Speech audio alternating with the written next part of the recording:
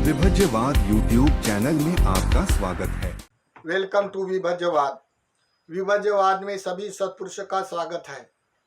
आइए आज हम संसार की महत्वपूर्ण जो घटना है, रिद्धियाँ सिद्धियाँ चमत्कारी बातें जो सामान्य जनों को लिए आश्चर्यजनक लगती है, उसकी वास्तविकता क्या है, उसकी सच्चाई क्या है, उसका झूठापन क्या कहाँ है, ये कहाँ से उत्पन्न होते, कौन लोगों को प्राप्त हो सकती है और कौन लोगों के रिद्धिया सिद्धिया का प्रदर्शन करते हैं, कौन लोग यथार्थवादी होने से रिद्धिया का प्रदर्शन नहीं करते हैं, किस लोगों की ये करने से दुर्गति होती है, किस लोगों को दुर्गति नहीं हो सकती, ये समझाने का प्रयास करते हैं।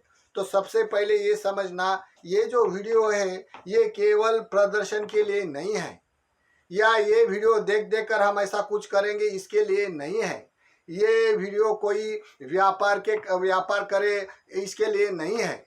ये वीडियो केवल आप हम लोग क्या जानते हैं, हम कैसे प्रमाण मानते हैं, कैसे लोग झूठे में फंस जाता है और कैसे लोग फंसाने वाले होते हैं, इसके लिए ये वीडियो प्रकाशित करने जा रहे हैं। तो वास्तविक क्या होता है ये समझना चाहिए। जैसे ये रिद्धिया का मतलब होता है सभी के सभी ये सिस्टम है, ये मानसिक सिस्टम है।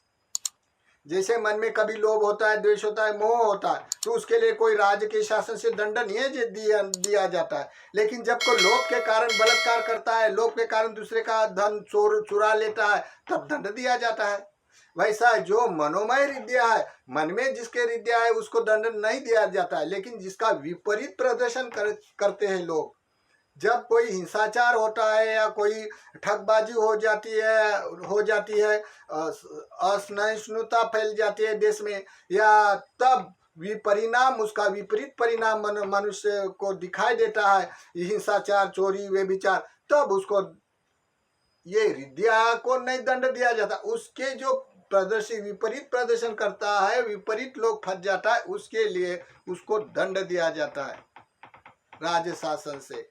लेकिन ये कोई भी कोर्ट कचहरी में ये मनोमय मानसिक से जो रिद्धिया है उसको कोई मानने वाले होते न मानने वाले होते, लेकिन उसका कोई दंड नहीं दिया जाता है। लेकिन अंधश्रद्धा निर्मूलन के तहत जो लोग ऐसे ठगबाजी करने वाले हैं उसको पहले देखते हैं, परीक्षण करते हैं। परीक्षण करने वाले अगर मनुष्य के अहित के लिए है या उसके कारण लोग ठगते हैं लोग को, तो ये ऐसा प्रदर्शन करते हैं कोई विद्या के कारण, तो ऐसा चलता है। दूसरा, इसी कारण ये रिद्धिया। अभी दूसरा एक कारण समझो, कोई बोलता है आज के विज्ञान में रिद्धिया सिद्धिया का कोई मतलब नहीं, रिद्धिया है ही नहीं है, विज्ञान के ऊपर खड़े नहीं उतरते हैं। जो ग्रंथों पुराण में ये जो रिद्धिया सिद्धिया जितने भी बातें ज़्यादा करके पुराने जैसे 5-5 हजार से पूर्व जो कोई ग्रंथ घटनाएं ग्रंथों में है, 4-4 5-5 हजार के घटना के ग्रंथों में है, सामान्य आदमी के लिए अभी के व्यवहार के लिए बहुत आश्चर्यजनक है या कंसेप्ट है। ये खड़े नहीं उतरते, ना ये राज्य शासन के दंडनीय अपराध के लिए खड़े नहीं उतरते, ना ही ये सामान्य आदमी के ऐसा देखा देखी प्रदर्शन करने के लिए खड़े नहीं उतरते। लेकिन ये होता तो है, जैसे समझो होता है, जैसे ये साधु संतों के कैटेगरी में ये रिद्धिया सिद्धिया चमत्कारी बातें होती है। तो जब समझो 3000 5000 साल में से पहले जब मानस हमारा संतुष्ट रहता है या मानस इसका हो रहता है, तब वो लोग कभी कभी दिखाई देता है कि उसका कोई साधु संत, कौन संत बड़ा है, इसलिए वो प्रदर्शन करते थे। उसको यमक प्रातिहार्य बोला जाता था, बोलते हैं यमक प्रातिहार्य चमत्कारी बातें लोगों को प्रदर्शन में दिखाई देता था। लेकिन अब तो नहीं दिखाई देता, क्योंकि मानस का थर जो काम भोगों के कारण अभी ये नहीं कर सकता है, ये मानस का बल निकल जाता है ऐसे कारण में। और दूसरी एक बात लोग बोलता है, फिर ये आज के विज्ञान में तो खड़े नहीं उतरते, लेकिन ये तो विज्ञान ही है। कैसे? जैसे कि समझो हमारा नासा का ये स्पेस स्टेशन है, 400 किलोमीटर के ऊपर वो दौड़ लगाता है अपने पृथ्वी के ऊपर। जैसे अभी 4 लाख तक अपना चंद्र है, वहाँ पे भी हमारा इंडिया का चंद्र 3 यान है। और अरबियन स्थान में जैसा सुफिया जो लेडी बनाया है माइक्रो साइंस की, जो लेडी बनाया है। हाँ, तो ये भी देखो कंप्यूटर की लेडी। तो ये जो भी विज्ञान है, जितने मशीन से हम काम करते, जो भी विज्ञान है, जैसे मोबाइल देखो, अभी यहाँ आप लोगों को वीडियो कॉल करे तो यहाँ का मनुष्य वहां दिखाई देता है, वहां का कितना 3 लाख का मनुष्य वह डिजिटल से खबर भेजता है। कितना अद्भुत है, चमत्कारिक है क्या नहीं है देखने से।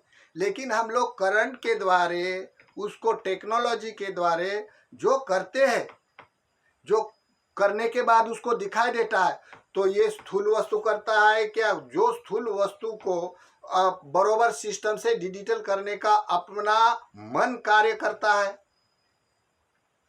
मन ही कार्य करता है, तभी ये सभी वस्तु बनाता है क्या? नहीं बनाता। स्थूल वस्तु में संज्ञानन विज्ञानन होता है क्या?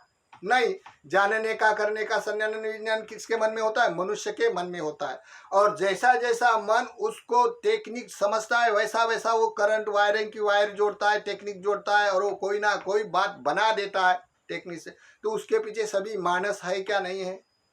बस यही सिस्टम समझो, जो भी विद्या सिद्धा है ये मानस का सिस्टम है।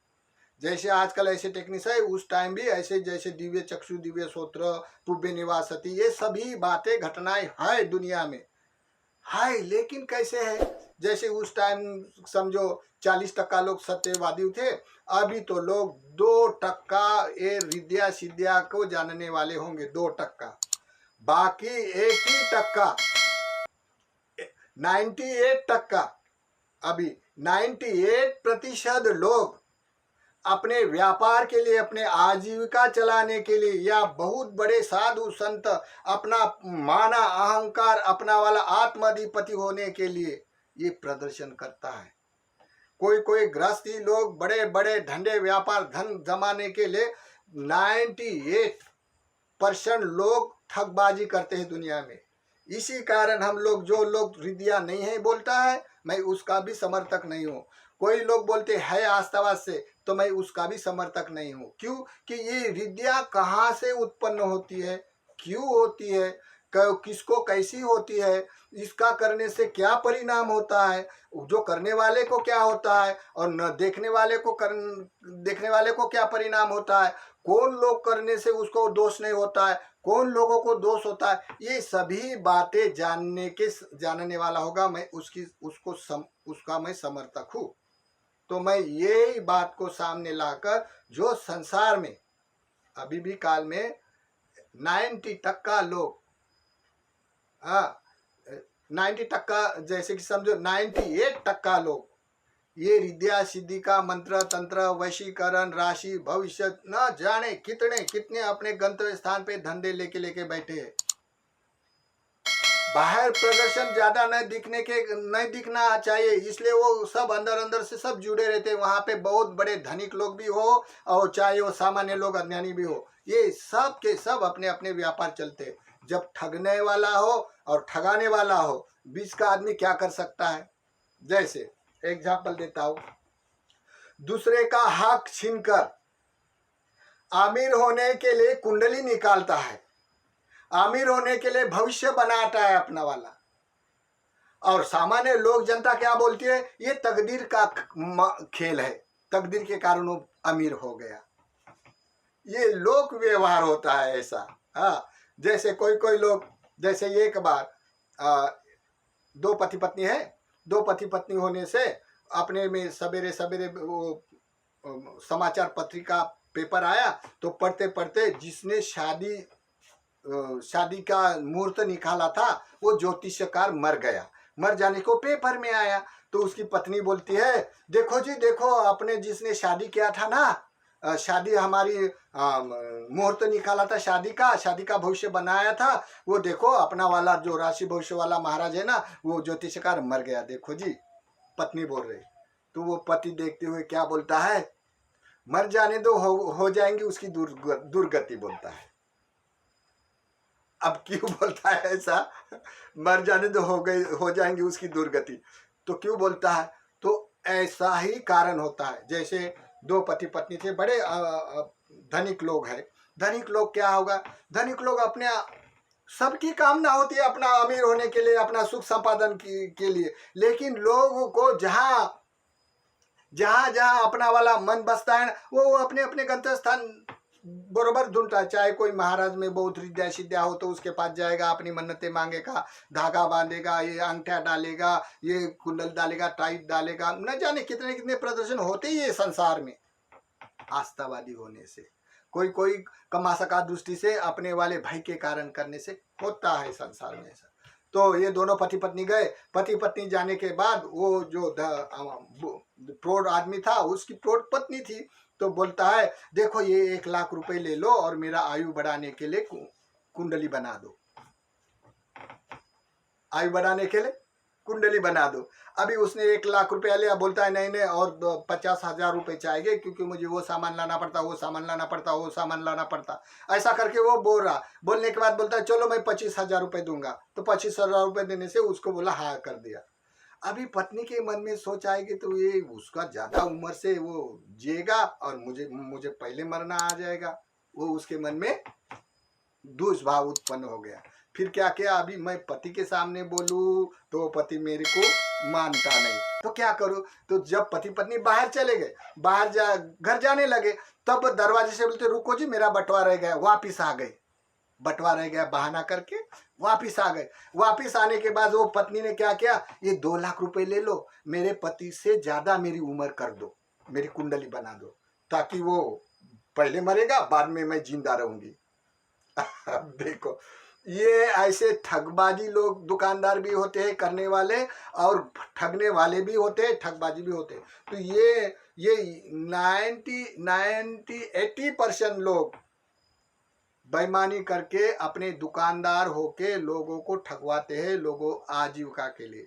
और संत रूप में जो लोग होते उसको तो ज्यादा पैसा वैसा का मतलब नहीं रखता है क्योंकि वो त्यागी लोग होते, लेकिन उसको जो रिद्या सिद्धिया प्राप्त होते हैं उसका प्रदर्शन करते हैं, उसका विपरीत प्रदर्शन करते हैं जो उसके अर्थ के लिए फायदा नहीं है। और करने के कारण उसका जो बहुत लोग मानता है तो उसके अंदर लोभ आ जाता है। लोभ आने से लोगों को तो भला लिखता है संत, लेकिन लोभ के कारण अपने ईगो अहंकार बढ़ जाता है, तो उसके कारण वो स्वयं दुर्गति में चला जाता है। जिसके लिए वो संन्यास धारण किया, जिसके लिए ब्रह्मचर्य के लिए, सब पानी फिर जाता है। रिद्या सिद्धिया न जाने कितने साधु संतों को रिद्या प्रदर्शन होता है, लेकिन कौन संतो रिद्या सिद्धिया का प्रदर्शन नहीं कर सकता और कौन लोग संत लोग प्रदर्शन कर सकता है, तो समझाने का प्रयास करते। वास्तविक रिद्या क्या है, कहाँ से उत्पन्न होती है, क्यों उत्पन्न होती है, क्या करने से कौन से रिद्या होते, ये पहले देखो। ये मानसिक है, मानसिक होने से ये लोग दुनिया में ऐसे फंसते रहते हैं। तो इसी कारण हम लोग जानकारी देने वाले हैं या जानकारी लेने वाले जो लोग हैं तो वो सोचे, बाकी लोग जो समझदार है तो वो समझदारी से काम ले, जो लोग नहीं मानते हैं तो हम उसको जबरदस्ती नहीं करते। लेकिन ये संसार में ऐसे व्यापार चलते हैं, तो ये व्यापार चलने वाले लोग जो फंस जाते हैं, तो ये कैसे कैसे फंसते हैं हम उसको बताने का प्रयास करते हैं। तो देखिए पहले हम यो वीडियो का शीर्षक समझा, रिद्या सिद्धिया अभिज्ञा। सिद्धिया का मतलब जो सिद्ध कर दिया उसको सिद्धिया बोलते। अभिज्ञा, अभिज्ञा जैसे लोकत्री भाषा में अभिज्ञा बोला जाता है, विद्या बोला जाता है, अभिज्ञा। तो जैसे कि समझो, जैसे कि पहले हम लोगों को ये देखना है कि संसार का जो धर्म का नेचर है वो क्या बोलता है। अगर वो ठीक से हम समझे तो बाकी जो लोग उसका प्रदर्शन करते या प्रदर्शन नहीं करते हैं तो इसका हम रिजल्ट दे सकते हैं। तो जैसे मनुष्य का स्वभाव है धर्म, हमने तो बहुत बार धर्म की व्याख्या बताई है, इजी हो जाएगा, जो सुनता है उसको इजी हो जाता है। तो मनुष्य का स्वभाव यानी धर्म समझो, धर्म समझो। तो कैसा, कुशल धर्म यानी कुशल स्वभाव वाला, अकुशल धर्म यानी अकुशल स्वभाव वाला, पाप कर्म करने वाला, न्यूट्रल अव्याकृत धर्म, ये 3 धर्म हो जाते हैं। और 3 धर्म का जिसका जो मानस है, जिसका जो हेतु है, वो मनुष्य इसमें कार्य करता है, एक्टिव होता है। तो कैसा, जैसे कि समझो जिसकी चेतना अलोभ है, अद्वेष है, अमोह है, जिसके मन में लोभ नहीं, द्वेष नहीं, मोह नहीं है, वो मनुष्य पुण्य कर्म करने वाला है, पॉजिटिव सोच है उसकी। फिर भी पॉजिटिव सोचने से उसमें से दृष्टि से 2 है, एक लौकिक दृष्टि वाला है, एक लोकोत्तर दृष्टि वाला है। लौकिक दृष्टि बोलेगा तो लौकिक धर्म कहा जाएगा। लौकिक धर्म का मतलब जैसे वट उसका वाला ऐसा होता है। जो कोई ये संसार में निर्माण करने वाला कोई तो भी है, ऐसे 18 मतवाद से उसके सिद्धांत होते हैं ग्रंथ पुराण के। कोई तो भी ये संसार निर्माण करने वाला अद्भुत शक्ति है, ऐसे 18 प्रकार के मतवाद से लौकिक धर्म कहा जाता है। या कोई 44 प्रकार के ये संसार आत्मा है, आत्मा संचालन करने वाला, ऐसे मतवाद से कोई भी एक मत पर उसका ग्रंथ सिद्धांत, उसका समाज खड़ा रहता है, उसका समाज बनता है। तो ऐसे मतवाद से लौकिक धर्म कहा जाता है। वो 18 प्रकार का शास्त्रवाद, 44 प्रकार आत्मावासी, उसको लौकिक धर्म कहा जाता है। एक दृष्टि से अलग होता है। देखो, कुशल कर्म करता है लेकिन दृष्टि से अलग स्वभाव से। लोकोत्तर धर्म ये कोई आत्मा बनाने वाला है या कोई अद्भुत शक्तिवान संसार को बनाने वाला, ये नहीं मानता है, क्योंकि ये स्वयं करता है। ये लौकिक धर्म वाला है ना, ये 62 प्रकार के सीधा 18 प्रकार के शास्त्रवाद, 44 प्रकार आत्मावाद, ये पराधीनता स्वीकार करता है। कोई तो भी बनाने वाला है तो उसको भसता है। अगर हम जो करता है ये सभी अधिकार उसको दे दिया जाता है। तो जो पाप भी हो, पुण्य भी हो, अपना दुर्गति भी हो, सुगति हो, उसको दिया जाता है रिजल्ट। तो इसी कारण वो न्याय संगत खड़े नहीं उतरते। प्रज्ञा के लिए, आस्थावादी लोगों के लिए भावनिक है, आस्थावादी लोगों के लिए सुगति तक होता है इसका। इसके ये लोकतांत्रिक दृष्टिकोण वाला लोग होता है संसार में। चित्त, चेतासिक, रूप और निब्बान, ये साइंटिफिक रीजन होता है। जैसे कि समझो केमिस्ट्री, फिजिक्स, बायोलॉजी, जितने भी जो है उनके मूल सिद्धांत होते हैं। जितने भी जड़ और सूक्ष्म वस्तु होते हैं ब्रह्मांड में, इसका सभी प्रकाशित किया जाता है। या जितने भी मनोमय सत्व है, दिखने वाले न दिखने वाले सत्व, सबका हेतु प्रकाशित किया जाता है। ये चित्त, चेतासिक, उसको नामारूपा बोलता है। तो ये स्वयं प्रकाशित करते, चाहे हर वस्तु, ये कोई किसी का आधार नहीं मानता है और ये किसी का शरण गमन नहीं करता। अपने माइंड को शरण जाता है, अपने नेचर को शरण जाता है, और जो अपना इनकम आ जाता है, यानी हम लोग जो अर्थों को प्राप्त होता है तो उसका शरणागमन करते हैं। साधु संत बन जाता है, भिक्खु बन जाता है, तो अर्थ होता है उसका। और ये लोग पराधीनता मानता है। ये देखो, पुण्य तो करता है लेकिन दो मानस से संसार में हमेशा संसार बनता है, तो दो मत से बनता है। फिर संसार में एक ऐसा प्रतियोगिता वाला, मनुष्य के प्रतियोगिता में एक ऐसा मानस होता है जो अकुशल धर्म वाला। अकुशल धर्म बोले तो इसके अंदर लोभ है, मोह है, द्वेष है, पॉजिटिव निगेटिव सोच है। निगेटिव सोच होने से उसका दृष्टिकोण क्या होता है? निगेटिव सोच है तो जब दृष्टिकोण हो तभी उसकी सोच ऐसी होती है। तो दोनों मिलने से क्या होता है? अहेतु का दृष्टि। ये संसार जो भी वस्तुमान है उसके कोई हेतु नहीं, बिना कारण हेतु से बनता, ऐसा मानता है। अकरणीय दृष्टि, कोई पाप पुण्य कर्म का कोई अर्थ नहीं होता है, ऐसा बोलता है। उच्छेदा दृष्टि, पुनर्जन्म, जन्म मरने के बाद कुछ नहीं होता, ये जन्म में खाओ पियो, ऐसा सोचने वाला होता है। नास्तिक दृष्टि, ये संसार में साधु संतों का, ब्रह्मचर्य करने वाले सन्यासी का भी पुण्य कर्म का कोई अर्थ नहीं होता है, ये ऐसे ढोंग करते, ऐसे बोलता है नास्तिक दृष्टि। कमासका दृष्टि, भय के कारण, समाज के कारण खड़ा रहता है लेकिन विश्वास नहीं होता है पुण्य कर्म करने। सत्काय दृष्टि, सत्काय दृष्टि वाला जो मनुष्य मेरी मुर्गी के एक टांग बोलने वाला, चाहे कोई भी समाज का हो, लीडर होता है, वो अग्र धार्मिक होता है और उसको बड़ा युगो भर भर के होता है, मेरी मुर्गी के एक टांग, ऐसा बोलने वाला था। सिंपल थोड़ा नॉलेज होता है तो बड़ा चढ़ाकर अपने को स्वयं को मानता है, मेरे जैसा धन वर्ण आयु में दूसरा कोई नहीं है, मैं जैसा हूँ वैसा कोई नहीं, ऐसा मानने का स्वभाव सत्का है। जिसने मैं मेरा मेरा बोलता है, ये सत्का एक स्वभाव। ये दृष्टिकोण वाला अलग है। अभी दृष्टि समझा, नेचर समझा। अभी हमको ये समझना है, ये रिद्धिया सिद्धिया पे ना विश्वास करता है ना मानता है। कौन ग्रुप वाला? ये निगेटिव सोच वाला। ये दृष्टिकोण के कारण जो लोग आस्थावादी है उसके भी ऊपर विश्वास नहीं करते, रिद्धिया सिद्धिया वाले को भी विश्वास नहीं करता, ये मानता नहीं है और जानता भी नहीं है। क्यों नहीं जानता है? कि उसको अनुभव ही नहीं आता है। कैसा आएगा अनुभव? क्योंकि उसके पास पुण्य है नहीं। इसी कारण ए संसार में जो लोग होता है, इस टाइप का लोग होता है, इसको ये ग्रुप हो गया। फिर जो आस्थावादी लोग, कैसी होती है हृदय मालूम नहीं है लेकिन जानता है ग्रंथों पुराण में है, आस्थावादी होते हैं। तो जैसे समझो लौकिक दृष्टिकोण वाला, ये पराधीनता है लेकिन ग्रंथ और पुराणों की परिभाषा को सत्य मानते हैं, विश्वास करते हैं, आस्थावादी है। हाँ, और ये लोकोत्तरी वाला यथार्थ जानता है, ये रिद्धि कहाँ से उत्पन्न होती है, ये कौन सा रिद्या किसको किसको होती है, उसका प्रतिभाग निमित्त क्या होता है, उसका प्रदर्शन करने से विपरिणाम क्या होता है, उसका अर्थ क्या होता है। जब कोई मनुष्य ये रिद्या सिद्या का उपयोग करने से उसको दोष नहीं होता, कब होता, ये सब यथार्थ जानता है ये लोकत्री वाला। ये विद्या सिद्या है, सब विश्वास करता है, लेकिन उसका उत्पाद आस्वाद विपरिणाम नहीं जानता। ये लोग उत्पाद आस्वाद विपरिणाम सभी जानता है। देखो ये हो गया दृष्टिकोण। अभी हमको ये देखना है कि रिद्या सिद्या कैसी उत्पन्न होती है, थोड़ा सिंपल में समझाने का प्रयास करते। रिद्या किसको उत्पन्न होती है? सभी को एक जैसी रिद्या उत्पन्न नहीं होती है। अभी भी लोकत्र धर्म वाले कुछ बोलता है नहीं, जिसको रिद्या उत्पन्न हो ना वो आकाश में उड़कर चला जाएगा, तब अनंत हो जाएगा, तब वो अनंत होता है। रिद्या से और अनंत से तो कोई मतलब नहीं होता है।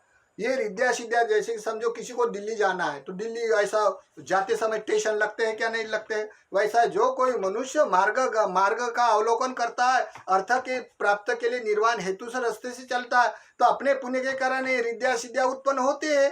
लेकिन रिद्या का कोई अर्थ नहीं है निर्वाण के लिए, ये तो होता है। अगर कोई निर्वाणिक अवस्था अनंत नहीं हुआ और विद्या का प्रदर्शन किया तो उसको दोष कारक है, क्योंकि उसको बाधा होता है, वो इसी कारण वो अनंत नहीं हो जाता। लेकिन अनंत हो जाने के बाद वो लोगों का शोषण करता है या लोगों को ठगवाने का कोई प्रदर्शन नहीं कर सकता है। अगर करे तो ये संघ के हित और कार्य के लिए करता है, उसका प्रदर्शन नहीं कर सकता है झूठा मूठा। देखो कितना फर्क है। इसी कारण ये संसार में लोक धर्म में है नहीं है, ऐसा होता है वैसा होता है, सब मानते हैं लोग। लेकिन विद्या एक मानस का है, मानस का निमित्त है, विद्या एक मानस शास्त्र है, इसी कारण वो सबको नहीं समझता है। तो देखिए ये कहाँ से उत्पन्न होते हैं, मैं सिंपल से समझाने का प्रयास करता हूँ। जैसे लौकिक हो लोकत्री हो, सभी विद्या सिद्या मानने वाले होते, लेकिन कौन यथार्थवादी होते, कौन यथार्थ आस्थावादी होते केवल, और कौन यथार्थवादी होते, ये समझाने का प्रयास करते। तो विद्या कहाँ से उत्पन्न होता है? विद्या पुण्य कर्म के भी परिणाम से होता है। अभी पुण्य कर्म करे तो क्या होता है? पुण्य कर्म करे तो समाधि होगी। बिना समाधि वाले को अभिज्ञा प्राप्त नहीं होती है। जो संसार में जो YouTube चैनल पर अभी दिखाई दे रहे ये लोग ठगबाजी करता है, थोड़ा 1% होगा मालूम, उसके लिए वो व्यापार या अहंकार के लिए या आत्माधिपति होकर ऐसे प्रदर्शन करता है। लोक व्यवहार न जाने कितने कितने होता है। लेकिन विद्या कहाँ से उत्पन्न होती है? तो पुण्य कर्म करने वाले का विपरीत, जिसकी सोच पॉजिटिव है और उपकारी है, परमार्थिक धर्म करने वाला है, रात दिन उसकी लोगों को हित के लिए व्यवहार करता है, उसको विद्या प्राप्त होना संभव है। जो पुण्य कर्म का विपरिणाम, तो पुण्य कर्म से क्या निकलता है? जैसे कि समझो जैसा चावल बोआ तो उसका वाला बीज निकल जाता है ना, संभव है ना। वैसा जो कोई पुण्य कर्म करता है तो उसका ध्यानांग उत्पन्न होना संभव है। ध्यान के अंग क्या क्या होता है? अपने वितर्क विचार, जो हम वितर्क विचार करता है ना, वितर्क विचार प्रीति सुख एकाग्रता, ये 5 कंटेंट है ध्यान के। एक ध्यान का एक कंटेंट का एक ध्यान है, ये 2 कंटेंट का 2 ध्यान है, 3 कंटेंट का 3 ध्यान है, 4 कंटेंट का 4 ध्यान है, 5 कंटेंट का 5 ध्यान है। 5 ध्यान को भी तोड़ने वाले निवारण बंधन होते हैं। एक ध्यान टूटने से क्या होता है? जैसे वितर्क को खत्म करना है तो आलस आना, अगर आदमी को आलस आ गया तो वितर्क वो ध्यान नहीं कर सकता है। अगर विचार पे प्रतिष्ठित नहीं ठीक तो इसमें विचिकित्सा हो जाएगी तो उसका ध्यान नहीं होता है। जैसे प्रीति है, हमारे को गदगद लगना, आंखों में आंसू आना, ये प्रीति है। अगर प्रीति नष्ट हुआ तो उसके अंदर क्रोध आ गया तो प्रीति खत्म हो जाता है। जैसे सुख है, ये सुख अगर जैसे काम भोग का सुख और पुण्य कर्म करने का सुख, दोनों सुख में अंतर्भेद होता है। तो पुण्य कर्म करने का जो सुख होता है ये परमार्थी सुख होता है, वो निरामिष वेदना होती है, और काम भोग का सुख होता है ये सामिष वेदना सुख कारक होते हैं। 2 सुख में फर्क होता है, सामिष या निरामिष। तो ये निरामिष सुख परमार्थिक ध्यान है। तो ये ध्यान जब सुख निकल जाता है तो आदित्य कोचित यानी पश्चाताप हो जाता है, उदास हो जाता है मन, तब ये ध्यान निकल जाता है। एकाग्रता यानी काम छंद, कोई तो भी मन में कामना उत्पन्न हो गई, काम छंद उत्पन्न हो गया तो ये 5वां ध्यान खत्म हो जाता है। देखो ये जब ये निवारण परिपूर्ण क्षय हो जाते मानसिकता के, हमारी जो मानसिकता है उसके जो निवारण क्षय हो जाते, निवारण क्षय होने से जब 5 ध्यान में मनुष्य परिपूर्ण हो जाता है तब उसका चित्त परिशुद्ध रहता है। मन चाहे कोई भी घटना कर सकता है, अभिज्ञा उत्पन्न कर सकता है।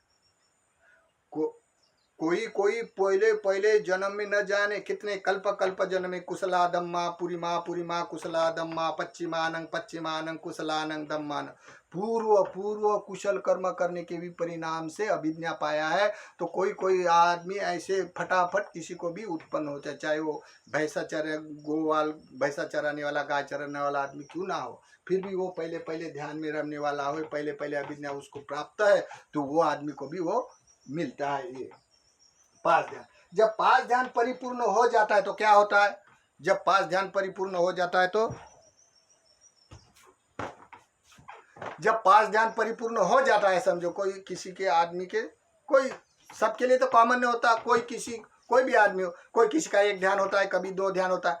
लोग बोलते हैं आनापान करते हैं ध्यान होता है, आनापान करने से काया सुख वेदना में समाहित हो जाते हैं, यानी सभी दुख का वेदना उपशमन हो जाता है और बड़ा हल्का फुल्का शरीर होता है और सुख अनुभव हो जाता है। ये ध्यान नहीं है। ध्यान जो पुण्य कर्म करता है या पुण्य कर्म की भावना करता है तब ये समझ समाधि होती है। ये निश्चित समाधि ये बातें उत्पन्न करने में समर्थ होती है। हाँ, तो फिर क्या होगा, ये पांच ध्यान में जब परिपूर्ण हो जाता है तो जैसा सोना गर्म करते करते हुए उसका वाला कोई भी डिजाइनदार आभूषण बनाने में समर्थ हो जाता है, ठीक वैसा जो कोई पांच ध्यान में मनुष्य परिपूर्ण है तब उसका चित्त परिशुद्ध है, उसके चित्त में कोई मल नहीं है, तब वो मनुष्य अभिज्ञाएं प्राप्त हो सकती है। तो कौन सी अभिज्ञा है, किस कारण होता है, तो उसको चार रिद्धिपादा होता है संसार में। कितने रिद्धिपादा, चार रिद्धिपादा। रिद्धि भाव, जिसका रिद्धि भाव बोलते हैं ना, कोई हाथ लगाने से भी रोग दूर हो जाता है क्योंकि उसके पास रिद्धि भाव होता है। कोई कुछ भी कर सकता है, किसी के पास रिद्धि भाव होता है। बहुत ऐसी आश्चर्यजनक घटना होती है, किसी के पास रिद्धि भाव होता है। तो रिद्धि भाव क्या होता है, तो छंदा रिद्धिपादा, यानी उसको जैसे कि समझो कोई बोलेगा अंगार जलाऊंगा मैं, ऐसा अंगार जला, ऐसा मन बनाएगा ऑटोमेटिक जलेगा क्योंकि उसका छंद बन गया। और वीर्य रिद्धिपादा यानी वो प्रयास करता है। जैसा कोई बोलेगा ये पत्थर को मैं नष्ट कर दूंगा, तो जैसे कि ऐसे 50 साल उसको हाथ घुमा लो, जैसा पत्थर खत्म होते हुए जानते जाएगा। बहुत सारे ऐसे मानसिक है जो मानसिक प्रयोग करने से मानसिकता के तौर पर बरोबर ये बातें होती है। जैसे विज्ञान सभी टेक्नोलॉजी करता है वैसा मन सभी टेक्नोलॉजी करता है। हमारे बॉडी में जितने भी फंक्शन है ये सब टेक्नीशियन है। बहुत सारे धातु है हमारे बॉडी के अंदर। इसी कारण तब के समय में अभी भी रिद्धियाँ उत्पन्न हो जाता है, न जाने कितना रिद्धियाँ हो जाता। तो जो भी उसका छंद होना चाहिए, कौन सी रिद्धि उत्पन्न करना, उसका मन बना छंद होना चाहिए, छंद को लिए प्रयास करना चाहिए और चित्त उसका परिशुद्ध होना चाहिए। तो ये तीन बातें रिद्धिपादा बोला जाता है। फिर मीमांसा, यानी अगर उसके पास प्रज्ञा हो तो रिद्या उत्पाद को जानेगा, रिद्या का क्या परिणाम है ये जानेगा और रिद्या का अर्थ जानेगा, तो वो प्रदर्शन नहीं कर सकता। लेकिन मीमांसा वाला तो देखो रिद्धिपाद है चार रिद्धिपाद होने के बाद कौन सा रिद्या उत्पन्न होते हैं। अभी बहुत सारे रिद्धि को बताने का रिद्या बताने का लोगों यूट्यूब चैनल पर धंधे ओपन हो गए रिद्या बताने का। तो रिद्या क्या होता है, तो जैसे मैं ये बताने जा रहा हूँ क्या इसी कारण होता है। ये कारण सभी लोगों में नहीं होता है, जिसका छंद है उसको होता है। हमारे पास कोई लोग आता है बोलता है भंते हमको पुब्बे निवासती विद्या सिखाओ, तो उसके तो 4-4 लाख रुपए लेकर शिक्षा देता है लोग।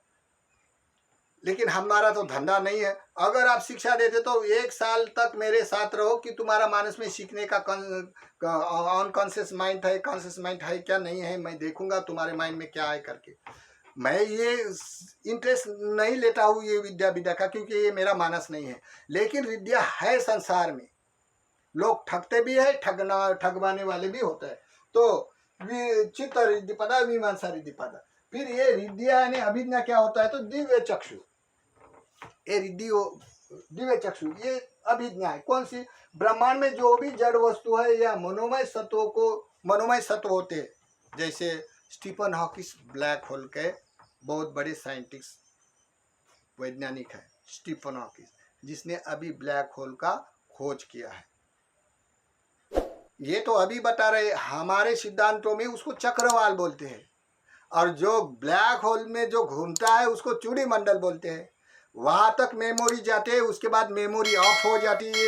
ये तो हम मेडिटेशन करने वाला या संध्या वेदी निरुद्ध करने वाला भी जान सकता है। लेकिन स्टीफन हॉकिंस का ये नहीं जानता है कि लोभ अपने में क्यों, किस कारण हेतु से उत्पन्न होता है और देश किस कारण हेतु से उत्पन्न होता है, उसका उत्पाद क्या है और उसका अंत अर्थ क्या है। स्टीफन हॉकिंस नहीं जान सकता है। कौन जान सकता है? इस संसार का सुपर साइंटिस्ट जानता है समय संबंध। ये तो खोज पहले है, तो कोई बात नहीं। तो ये दिव्य चक्षु जो ब्रह्मांड में जड़ वस्तु, ये मनोमय सत्व को देखना, जो जैसे कि कोई बोलता है मनोमय सत्व क्या होता है, जैसे एग्जाम्पल, जैसे स्वप्न होते हैं, स्वप्न, स्वप्न में भी चित्र होते हैं क्या नहीं होते? तो स्वप्न के चित्र जो जड़ होते हैं, स्वप्न के जो चित्र होते हैं ये जड़ होते हैं।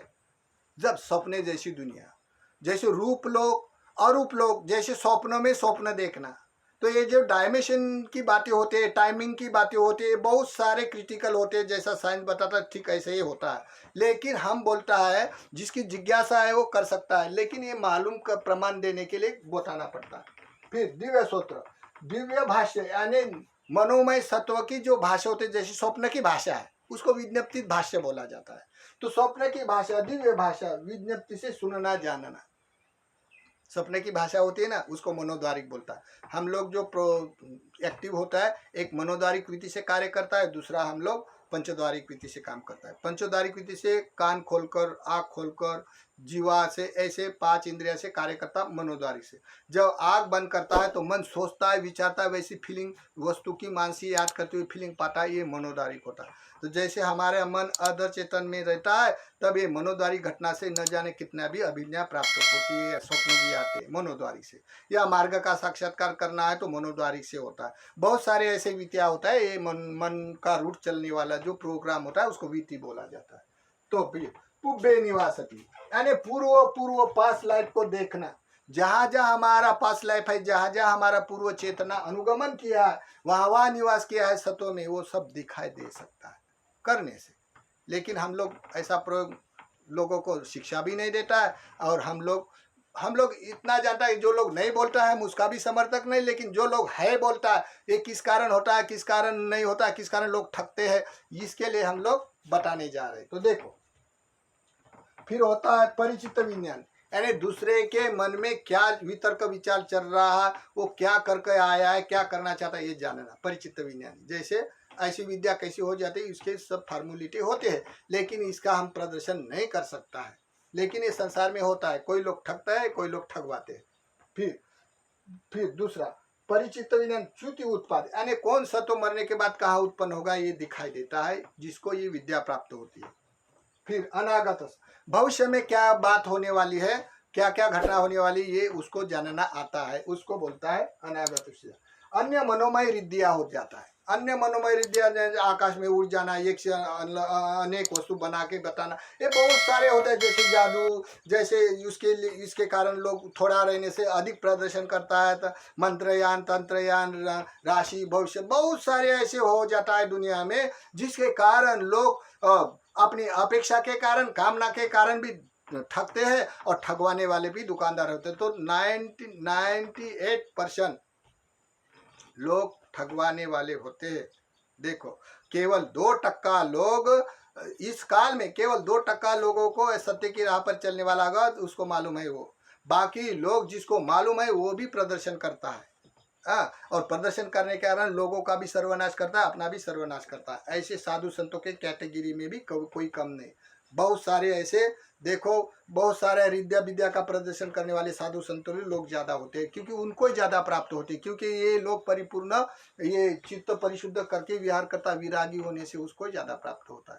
तो देखो, तो ये लौकिक धर्म उसको थोड़ी भी प्राप्त हो गई तो उसका प्रदर्शन भर के वो बड़ा प्रसिद्ध हो जाता है, जगत प्रसिद्ध हो जाता है, लोग मानने लगते तो लोगों का क्या है, उसको आश्चर्यजनक बात है, साधु संतों का क्या दुर्गति होती है, सुगति, उससे क्या लेना देना है। लेकिन लोगों में, और साधु, जो भी साधु, उसको भी अंदर से युग आ जाता है, अभिमान आ जाता है, और जो लोग बन जाते उनके, उसको भी लोभ हो जाता, और लोभ के अहंकार के कारण वो मनुष्य जिसके लिए साधु बना, संत बना, वो तो उसका अहित हो गया, वो तो दुर्गति में चला जाता है। लोभ के कारण, अहंकार के कारण दुर्गति में नहीं जाएगा तो कहाँ जाएगा? जिसने लोग अहंकार ही नहीं उच्छेद किया तो कहाँ जाएगा? तो इसी कारण जितने भी लौकिक साधु संत है, ये अभी जितने भी पर्यटक पर्यटक स्थान है, ये साधु संतों के पर्यटक स्थान है। और साधु संतों के पर्यटक स्थान रिद्धि मिद्धि से, जैसे आचार्य शंकराचार्य कितने महान रिद्धिमान थे। बहुत सारे रिद्धिमान साधु संत उत्पन्न होते, क्योंकि उनके पास बल होता है अन्य जन्म से, पुण्य कर्म से। लेकिन लोग विपरीत परिणाम देते। जैसे साधु संतों का प्रदर्शन करने से कोई मतलब नहीं होता बताने से, क्योंकि उसका अर्थ नहीं है। ये तो होता है अचानक, लेकिन उसका प्रदर्शन करते हुए लोगों में स्पर्धा हो जाती है। स्पर्धा हो जाने से आत्माधिपति होकर, लोभी होकर, अहंकारी होकर वो संत मर जाने के बाद दुर्गति में चला जाता है।